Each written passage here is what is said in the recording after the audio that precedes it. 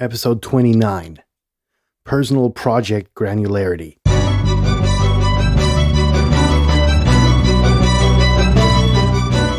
You're listening to the very best podcast in the world on health, wealth, and happiness. Please remember to leave a review and share with all your friends and family. And here is your host, Lars Hilser.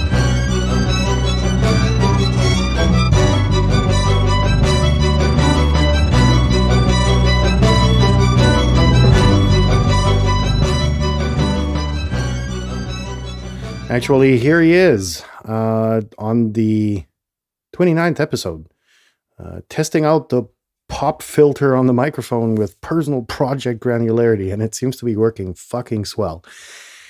Hello, friends. Welcome to the podcast, the very best podcast in the world, Personal Supremacy Through Health, Wealth, and Happiness. Now, how does personal project granularity and the pop filter just keeps on doing its job? I'm so amazed. How does that fit into, I don't know, probably fits best into personal supremacy, because if you're a good project manager, be this at home or at work, you've got something running for you. And it's actually a few ways I learned this the hard way, because when I started work, it was like, yeah, I don't need reminders. I've got everything at the back of my head, and that bit, didn't trust the electronic helpers, despite the fact that I was, on the other hand, pushing them, which was weird. But at that day and age, it was insanely difficult to have them synchronized with your mobile device and that whole bit. So the core question is, how do you become a successful project manager? And let's talk about the terms by them, the isolated terms in project management, which is project and management, obviously, where project is a thing which is, for lack of better terms, an accumulation of tasks you need to put a check behind until you've got the whole bigger picture done. Management is the way of getting there. It's just a very simple and idiotic explanation that came to my head with no academic basis whatsoever. But I think it sums it up quite well. And with these tasks, it's very difficult. For me, I have to go into a very small granularity with tasks until I get a picture where I can measure how much time they require, which is insanely important, because every task that you do takes a chunk out of the entire time that you have for the project as a whole. And above that, let me start differently. It's very difficult for me to estimate how much a big task requires, right? Because you just start forgetting things. It's like, give you a stupid example. The other day, I put up a lamp in the front yard, and I needed to get materials, which among other was cement, and I didn't know how long that required to settle and dry until you could actually, work on it and fix things to it. I educated myself, found out that it can take up to 5 hours, and went to the hardware store where my good friend, the Flying L, gave me this quick settling stuff that only took a day. So within less than 24 hours, I could actually screw the lamp on top of it and then do the cabling and whatever. Let's take that as a project.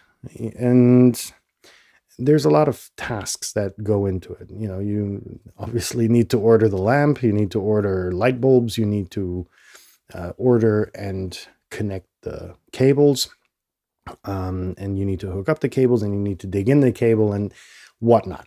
So that being said, for me, I had to break it down really into small, very small granularity to get an overview and to put a timeline on it that was realistic, because I get very frustrated if things get out of proportion, and if there are question marks in my time planning, that fucks me up entirely. However, there are other people that just tackle the problem that they see, okay, lamp needs to go up, but what do I need to do? And I admire those people who run rough estimates and are not as anal about time as I am, and just do it for a lack of better terms. And between those and myself, there's this whole rainbow of spectrum of project granularity, which you can choose for yourself in order to complete the project successfully. So how small do you personally need to have the tasks to get the project done most effectively, efficiently? I don't know what the correct word is, whatever the fuck. So how do you do that? And for me, as for many others, we're capable of mentally breaking down complicated projects into solvable tasks, right? That's what I just mentioned. I've had a lot of those talks with project managers, and in my work, I've been exposed to a lot of project management techniques. Now, what I told you just now, is a very personal preference, and how you can, or what granularity you need to most successfully negotiate the task. So there are those who are able to, like I said, break apart complicated project in their head, get tasks done neatly by means of extracting it from their memory and any context to the entirety of the project. And that's me. And then there are those who lack this part of the imagination, and these people need to break down the project into small and smaller tasks in order to get one of them done and next one done. And that's not me, really. I'm more of the put into small granularity and then just chug away at them. And there are those who then need to, I don't know, probably have in their task management routine that when they take a piss, they need to close their fly. And when they're finished taking the piss, obviously. And that's what I'm just trying to say. What you need to find out for yourself and define for yourself is the project granularity you need. I know I was going to fuck that up, shorter or longer. And how do you get there? And that's the interesting bit, really, that I just washed away with all of my gushing private pep talk on how I do project management. Now, number one is, of course, having a great tool. And there are tons of them out there. I mentioned in last week's exercise that for most people out there, the pre-shipped, pre-written project or task management tools from Apple or Google or whatever will be way more than enough. And you can you can put the tasks, the single tasks that you write down, into folders, and these folders are then the home of your project, and the tasks are obviously the things you need done. There are dependencies which ship with more complicated and way more expensive project management tools. You can assign durations to them and whatever, but that's more in the professional field.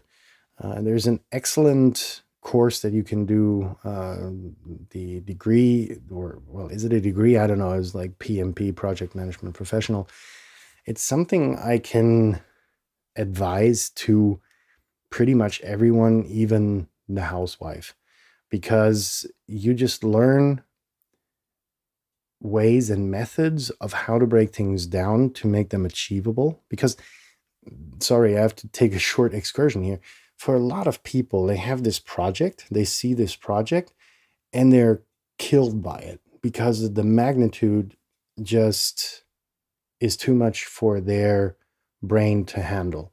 However, if you then take a step back, deconstruct the project into tasks, and then give the people the single tasks to do, it becomes manageable for them and imaginable, most importantly. And at the end of the day, they're going to be as in awe about having achieved something, but they would have never gotten there without the help of a good project manager. And that, I think, is the reason I always advise everyone to look into project management in whatever color or facade suits you. There's many different ways, many different roads that lead to Rome. Find the way that's most suitable for you. Most importantly, and that's where we kind of close the loop, the most paramount one of the most paramount things, you need to figure out is your personal project granularity, and the pop filter is actually still holding up. So, yeah, what's there left to say? We got how you get there. You're going to have to test for yourself which granularity you need on a large variety of projects until you get to a granularity where you feel comfortable and that you can easily complete the tasks you have set yourself. And if you are in an environment where you're working with a project manager and you can't keep up for some reason, talk to them and tell them that you need your tasks, that the tasks that you get in a higher granularity. It's actually going to be language they understand. So in that sense, good night, good day. If you have questions, comments, feedback, email them to theverybestpodcastintheworld@gmail.com. Tomorrow's Friday. That means it's exercise time. And I have no fucking clue what exercise we're going to do tomorrow. But you'll see when you tune in for another episode of The Very Best Podcast in the World. Peace out.